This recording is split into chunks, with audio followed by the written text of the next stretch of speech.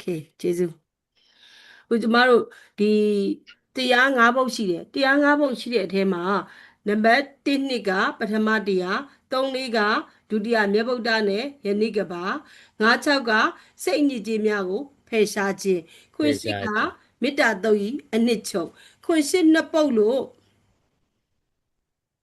ဝင်လို့ရနေဝင်လို့မရဘူးလားမသိဘူးခွင့်ရှိကမေတ္တာတုတ်ရဲ့အနှစ်ချုပ်သူကနှစ်ပုဒ်မေးတယ်ဆိုပေမဲ့အမှန်တကယ်တော့တပုတ်မှာနှစ်ပိုင်းပါတဲ့အတွက်တရားတစ်ပုဒ်မှာပု္ပ္ပစာလေး၄ပုဒ်မေးထားရလို့မှတ်ထားပါအဲ့ဒါဆိုလို့ရှိရင်ပို့ပြီးတော့အဆင်ပြေပါမယ်နောက်ပြီးဒီမေးခွန်းဖတ်တဲ့နေရာမှာကျမတို့အခုမှကိုယ်တိုင်လည်းအများကြီးဖြေခဲ့တယ်ပေါ့နော်အခုမှတေချာသတိထားမိတယ်ဒီရွေ့ဆိုလို့ရှိရင်ပုတ်ထီးလေးပါပါတယ်ဒီမှာရွေ့ပြီးလို့ရှိရင်သူကပု္ပ္ပစာတစ်မျိုးပြောင်းသွားတယ်နောက်တစ်မျိုးဒီတပုတ်ထဲမှာနံပါတ်ခွင်တပုတ်ထဲမှာကိုရှေ့နဲ့နောက်နဲ့တိတ်ပြီးမဆက်ပါဘူးဟုတ်ကဲ့ကျမတို့ဖြည့်ကြည့်မယ်ပေါ့နော်ဒါဆိုရင်လောက၌အဘယ်သို့သောပုဂ္ဂိုလ်များကိုကောက်ကျစ်စင်းနေသူခခွေလဲစားလှည့်စားဟန်ဆောင်သူဟုခေါ်ဆိုနိုင်ပါသည်နီဒီမှာပု္ပ္ပစာမေးခွန်းမရက်သေးပါဘူးပေါ်လွင်အောင်ဖြည့်ဆို၍ဒီမှာရက်ပါတယ်နော်အဲ့တော့ဒီမှာကပေါ်လွင်အောင်ဖြည့်ဆို၍ဆိုတာကခေါင်းစဉ်လေးတွေမရဘူး definition အဓိပ္ပာယ်ရှင်းရမယ်ဆိုတဲ့အဓိပ္ပာယ်ပါဒီမှာဆိုလို့ရှိရင်တော့ဒီနာမည်လေးကိုပဲထက်ခါမေးထားတာပါမေတ္တာတုံးမှာကောက်ကျစ်စင်းလဲသူနဲ့လှည့်စားဟန်ဆောင်သူ batch 1မှာလည်းမေးခဲ့တယ် batch 3မှာလည်းမေးခဲ့တယ်အခု batch 6မှာလည်းမေးတယ်ဒီဟာလေးကိုနာမည်လေးကတော့အရန်လှပါတယ်မာယာတာထေယကျမတို့လောကကြီးမှာအမြဲတွေ့နေရတာမိန်းကလေးကိုတော့မာယာများတယ်ခေါ်ပါတယ်ယောက်ျားလေးတွေဆိုရင်တော့တာထေယလို့အဓိပ္ပာယ်သတ်မှတ်ထားလိုက်ပါအဲ့ဒါဆိုရင်တော့မှတ်မိလွယ်မယ်ပေါ့နော်ဟုတ်ပြီမာယာတာထေယဆိုတာဒါပေမဲ့ဒီမှာမာယာတာထေယလို့ပြောမယ်ဒီကောင်ကိုမာယာတာထေယလို့တွားဖြေလို့ရှိရင်အမှတ်မရပါဘူးရှင်ဘာလို့လဲဆိုတော့မာယာတာထေယဆိုတာကပါဠိလို့ပြောတာပါဒီမှာကတော့မြန်မာလိုမေးထားတဲ့အတွက်မြန်မာလိုဖြေရပါမယ်နော်လောက၌ဘယ်လိုသောပုဂ္ဂိုလ်များကိုကောက်ကျစ်စင်းလဲသူခေါ်ဆိုပါသည်နည်းဆိုကောက်ကျစ်စင်းလဲသူဒီမှာ definition ရေးထားပါတယ်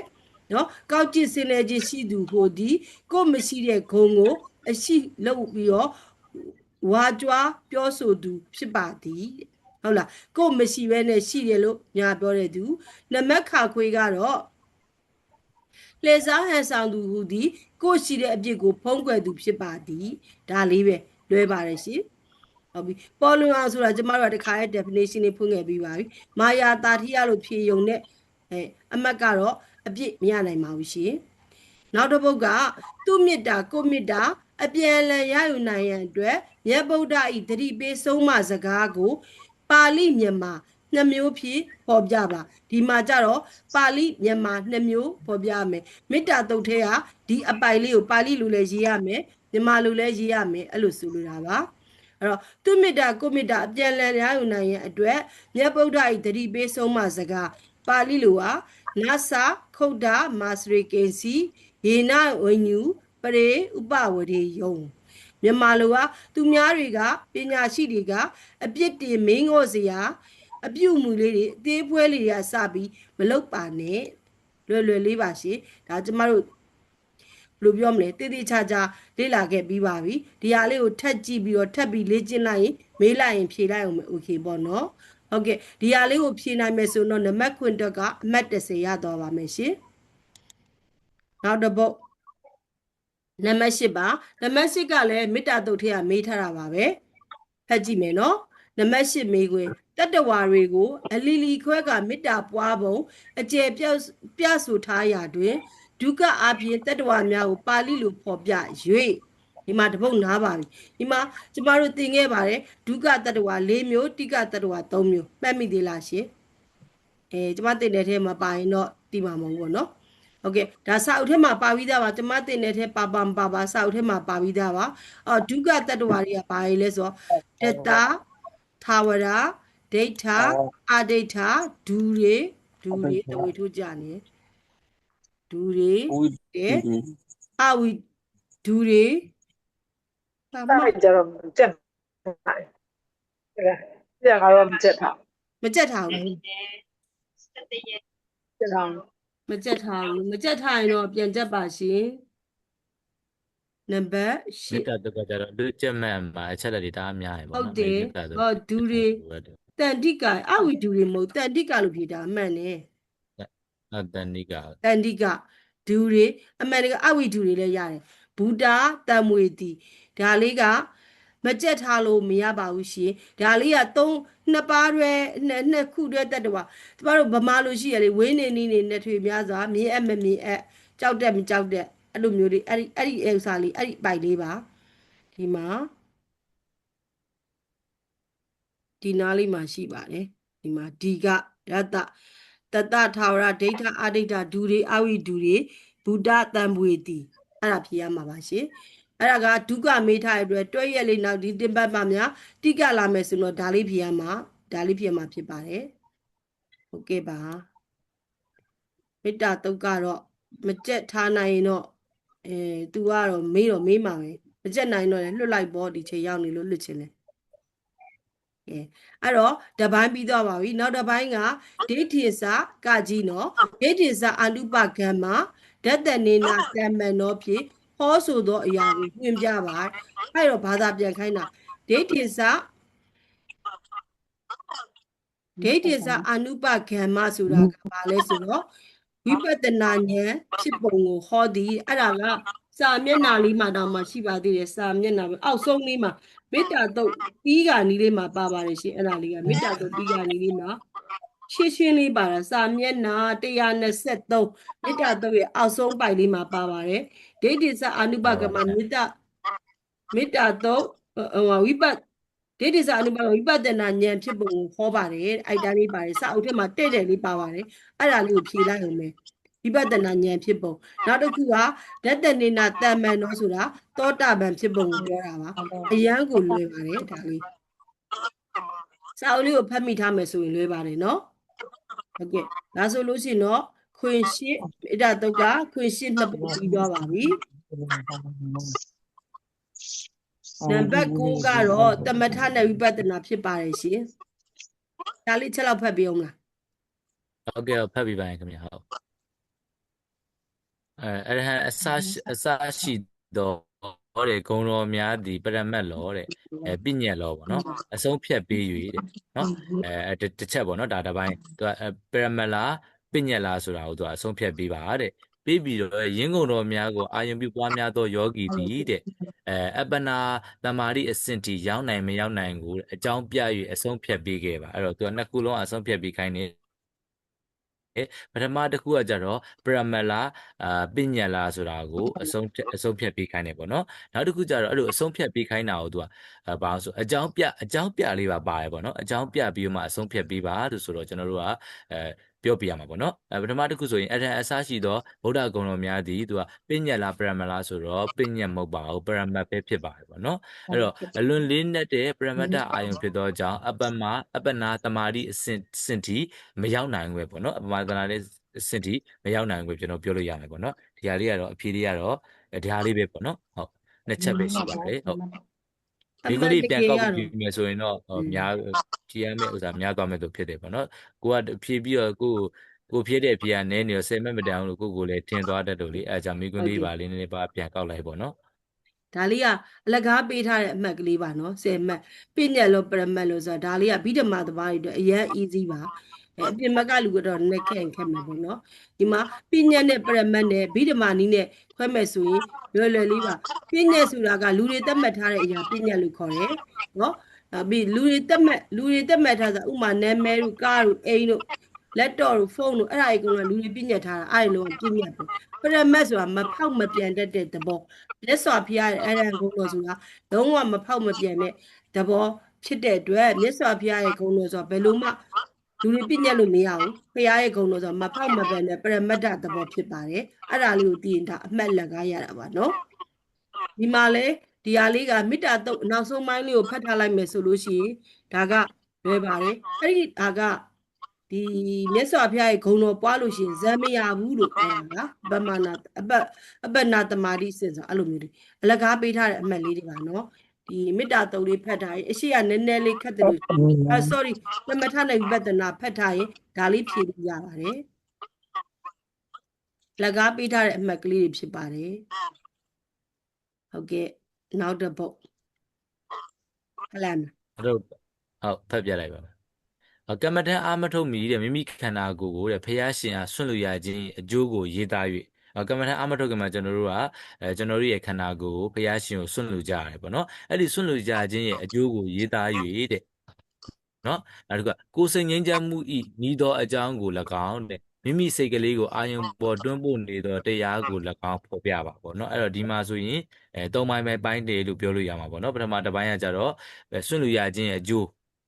ကိုယ့်ရဲ့ခန္ဓာကိုယ်ဆွန့်လို့ရခြင်းအကျိုးနောက်တစ်ခုကကိုယ်စိတ်ငြိမ်းချမ်းမှုဤဤသောအကြောင်းကို၎င်းကိုယ်စိတ်ငြိမ်းချမ်းမှုဤဤသောအကြောင်းနောက်တစ်ခုကမိမိစိတ်ကလေးကိုတဲ့အာယုံပေါ်တွန်းပို့ပေးနေသောတရားကို၎င်းဖော်ပြပေးရတာဖြစ်ပါတယ်တဲ့အဲ့တော့တရားအာမထုတ်ခင်မှာမိမိခန္ဓာကိုယ်ဘုရားရှင်ကိုဆွန့်လို့ရခြင်းအကြောင်းကဘာလဲဆိုရင်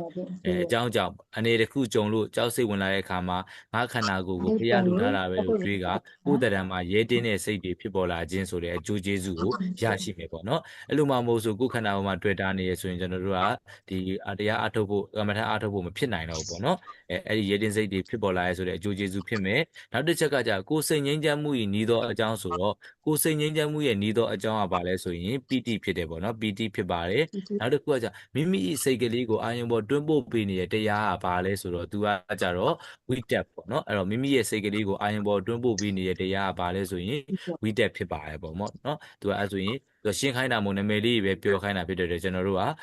နီးစပ်နေတဲ့မိမိကိုယ်စိတ်ငြိမ်းချမ်းမှုရဲ့နီးစပ်တဲ့အကြောင်းတရားဆိုရင်ပီတိပေါ့မိမိစိတ်ကလေးကိုအာယုံပေါ်တွန်းပို့ပေးနေတဲ့တရားဆိုရင်တော့ဝိတက်ပေါ့ဒါလေးနှစ်ခုကိုဖြေလို့ရတယ်ပေါ့နော်ဟုတ်ပါတယ်ဒီမှာဗိဓမာပိုင်းနေအရန်တည်နေတဲ့သူတွေတော်နေတဲ့လူပါလိမ့်မယ်ဒါမှဆိုလို့ရှိရင်ဒါပထမဇန်ဇဝိတက်ဝိဆရာပိတိဒုက္ခဧကဂရအကုန်ရတယ်ဆိုပြီးတော့ကိုရသလောက်တည်သလောက်မဖြေပါနဲ့ကျမတို့တိတာတက်တာတက်ပို့ပြီးတော့စာစစ်နေတဲ့ဆရာတော်တွေဒါတန်ဃာတော်တွေကပို့တက်ပါတယ်အဲ့တော့ကိုရသလောက်တည်သလောက်ဖြေစရာမလိုပါဘူးမေးသလောက်သာဖြေလို့ပါဆရာမကြီးဒေါခင်လာတင်ပြောခဲ့သလိုပဲပြီးသလောက်တက်သလောက်မဖြေရမေးသလောက်တာဖြေဆိုပါတိတိကျကျဖြေဆိုပါဆိုတာလေးတော့မှတ်ထားပါနော်ဒါဆိုလို့ရှိရင်စာအများကြီးရေးစရာမလိုပါဘူးပီတိနဲ့ဝိတက်ဆိုတာလေးအဓိကအနာလိုင်းလေးတားမယ်သူပြောတဲ့ခေါင်းလေးကောက်လိုက်မယ်ဆိုရင်10မှတ်ရပါပြီသမထနဲ့ဝိပဿနာကခက်တယ်လို့ထင်နေပေမဲ့အမတ်အလကားရတဲ့ခန်းလေးတွေဒီဘက်မှာခုမှသိချင်ကြလေးကြည့်နေတာတော်တော်လွယ်ပါတယ်နော်ရှေ့ရမှာနည်းနည်းခက်ပါသေးတယ်ရှင်ဟုတ်ကဲ့ကျမတို့ basic မိကွင်း10ပုတ်ရှင်းတာကတော့ကျမတို့အခုဒီလိုလေးရှင်းပြလို့ရပါပြီဓမ္မမိတ်ဆွေများကဒီဘိုင်းကသိကျင်တာလေးရှိရင်မေးပါရှင်ကျမတို့ဖြေပေးပါမယ်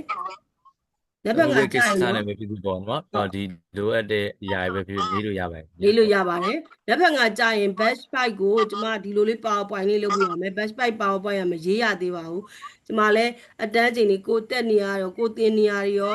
အချိန်ကိုလုံးဝမအားလို့ပါဒါပေမဲ့အချိန်လေးတော့ရေးပေးထားပါဘူးเนาะပါဠိသင်တန်းမှာလည်းစာစစ်တဲ့အလုပ်ကိုလုပ်ပေးနေဆိုအရင်ဟိုအချိန်ကျက်နေပါတယ်ကျမရဲ့စာမေးပွဲတက်ကလည်း assignment တွေကလည်းတပုံကြီးမလုပ်နိုင်ခပ်ပါတော့အဲ့ဒါတော့ဟုတ်ကဲ့မေးချင်တာလေးမေးပါရှင်မမိတ်ဆွေများစာမွဲဖြေနိုင်မှုပဲအဓိကကြပါတယ်သိချင်တာလေးတွေမေးလို့ရပါတယ်ဘေဘေဝမ်းကပတ်သက်လို့ပေါ့နော်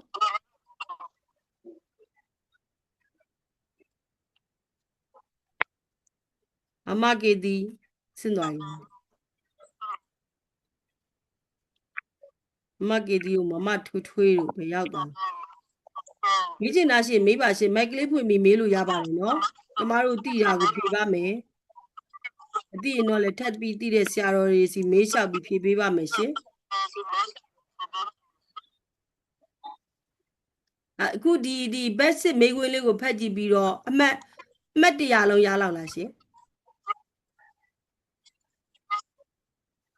ရနိုင်ပါတယ်ဖြေတဲ့သူတွေပြောတာစာဝဲဖြေမဲ့သူရလောက်တယ်နော်ဟုတ်ရလောက်ပါတယ်ဆရာမတော်ပါတယ်ရှင်ကဲကိုကြီးကျူပါတယ်ဒါကဟောပေါ့လေဆရာမဟုတ်ကျွန်တော်ဟီရီနဲ့ဟိုတပတ်မှာခြေတော့လေသိကျင်းမဲ့ဘုရားရင်တော့ဥဆောင်လောက်ရင်တော့လောမဲ့ချက်နှစ်ချက်ကဟီရီနဲ့ဟိုတပတ်လို့ဖြေခဲ့တယ်အဲ့မှာလေကျုပ်မိကုန်းလေးမှာတော့ဥပမာလေးပါဖတ်တယ်ပြီးဖြေရလေးတွေ့တယ်ပေါ့နော်ဟုတ်ကဲ့ဒါကတော့ဖြေမိခဲ့တော့အဲ့ဒါကဟိုအမှတ်လျှော့ပါလားဖြေမိရုံနဲ့တော့အမှတ်မလျှော့ပါဘူးမလျှော့ပါဘူးဒီဟာလေးကအနည်းဆုံးပေးတာသူကအချက်5ချက်ပေးအဲ့5ချက်လုံးပါမှ10မှတ်ရမှာလीဆရာတော်တွေက short ပေါ်ပြီးဒီ2ချက်ပါလဲပေးလို့ပြောတာနောက်ထပ် နောက်ထပ်တိုးပါလို့လည်းမလျှော့ပါဘူးမလျှော့ပါဘူးဒါပေမဲ့တတိထားရမှာကဒီ2ချက်လောက်ရေးရမှာစာမျက်နှာ2မျက်နှာလောက်ရေးရင်တော့အဲ့ဒါကြီးကနည်းနည်းများသွားပြီလေအဲ့လိုကြီးကြတော့အဲ့လိုတော့မဖြေနဲ့ပေါ့နော်ဟုတ်ဥပမာလေးတော့ပေးပါကောင်းပါလေ ဒီလိုကတော့ဒီပေါ့နော်သူတို့က ဟုတ်တယ် မိကွန်းကတိတိကျကျခိုင်ခိုင်လုံလုံနဲ့စနစ်တကျဖြေရတော့ဆရာတို့လိုချင်တာပေါ့လေ ဟုတ်တယ် ဟိုလိုဘဲနဲ့ဟိုအဖြေတွေကဟိုလိုအပြင်အိုက်ထွက်တာမျိုးသူကအဆင်မပြေဘူးပေါ့နော်ကျွန်တော်အခုဆိုရင်ဒါဒီမိကွန်းတွေကဆိုရင်လည်းကျွန်တော်ဒါဒီပညာဘူမိကနေပြီးတော့သူတို့စီမံအုပ်ချုပ်ရေးကနေပြီးဖြန့်ထားတဲ့စာအုပ်ကနေအဖြေတွေပဲပေါ့နော်အဖြေတွေအားလုံးမှာမလိုတာမပါဘူးလိုအပ်တဲ့ဥစ္စာကိုပဲစနစ်တကျသူတို့အချက်လက်နဲ့တကွဖြေပေးတဲ့သဘောကိုကျွန်တော်ဒါပေါ့နော်အခု PowerPoint မှာလည်းအဲ့ဒီမိကွန်းတွေကသူတို့စင်ပယ်ပြတ်ထားတဲ့အရာတွေပဲပေါ့နော်အဲ့တော့ကျွန်တော်အနေနဲ့ဖြေထဲမယ်ဆိုရင်စနစ်တကျနဲ့တက်တက်ရဲနဲ့သူမေးတဲ့မေးခွန်းနဲ့အဖြေနဲ့ကိုကိုက်ညီမှုရှိအောင်မလို့အပိုလိုမရှိအောင်ဖြေဖို့အရေးကြီးရပေါ့နော်ဟုတ်ကဲ့ပါဗျကျေးဇူးပါနော်ဆရာဟုတ်ကဲ့ခင်ဗျာဟု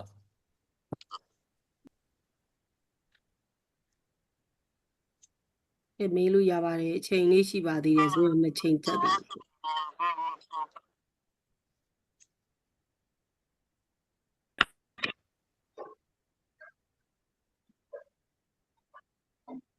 နက်ဖက်က best fight ကတော့ပိုအရေးကြီးပါမယ် basic ကကတ်ရက်ဆိုတော့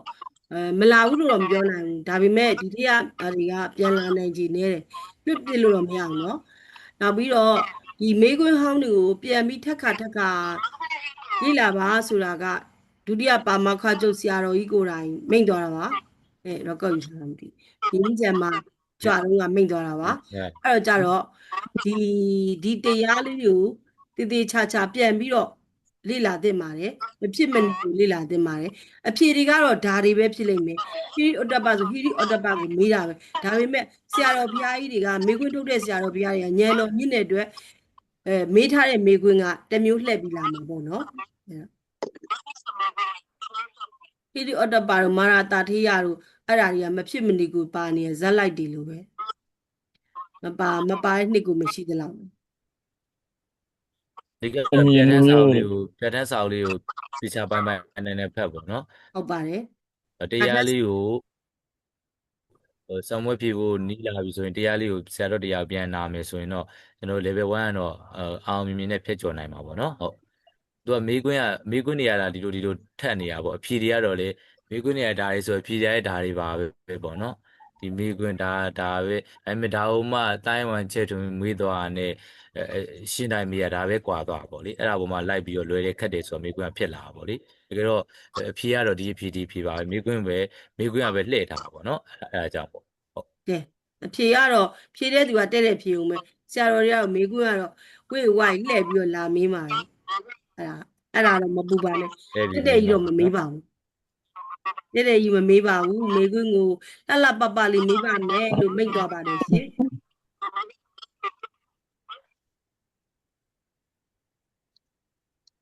ဒါဆိုလို့ရှိရင်မေးစရာလေးမရှိတော့ရင်တော့ဇွန်အောက်ပါမယ်ရှင်မေးစရာရှိရင်လည်းမေးပါမယ်ဒီတရားတော်၅ဘုတ်ထဲက